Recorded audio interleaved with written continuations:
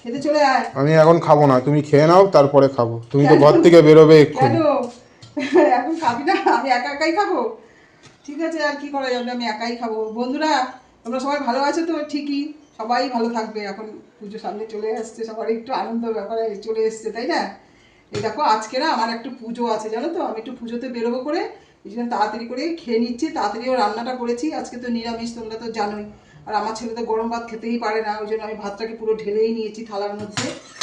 থালার মধ্যে ভাতটা ঠান্ডা করার জন্য রেখে দিয়েছি এখানে। চাপা দিয়ে রাখি ভাতটা, বুঝেছিস, তাহলে একদমই ঠান্ডা হয়ে যাবে। ঠিক আছে, রেখে দিলাম। আর এই দেখো আমি আজকে কি রান্না করেছি, তাড়াহুড়োয় রান্নাটা করেছি আজকে। এই দেখো বড়া দিয়ে, এই যে ডালের বড়া, মটর ডালের বড়া দিয়ে আর এই আলু দিয়ে মানে মাখা মাখা করে একটু রসা করেছি বড়ার রসা। আর এদিকে দেখো এই যে গাঠি কচু দিয়ে, গাঠি কচু দিয়ে আর আলু দিয়ে একটু তরকারি করেছি।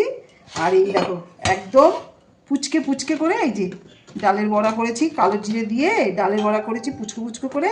আর এদিকে হচ্ছে এই যে কুমড়ো ভাজা করেছি। এই হচ্ছে আজকে আমাদের দুপুরবেলার মেনু। আমরা দুপুরবেলা এটাই খাওয়া দাওয়া করবো। আমি একটু বেরোবো দেখে একটু তাড়াহুড়ো করে খেতে বসে যাচ্ছি। ছেলে খাবে না বলছে, দাদাও এখন খাবে না বলছে, দাদা চানে ঢুকেছে, খাবে না। আমি বেরোবো বলে আমার একটা তাড়া, আমি খেয়ে নিচ্ছি। ঠিক আছে বন্ধুরা, আজকের মতো রাখছি, আবার পরের ভিডিওতে তোমাদের সাথে দেখা হবে। ঠিক আছে, টাটা।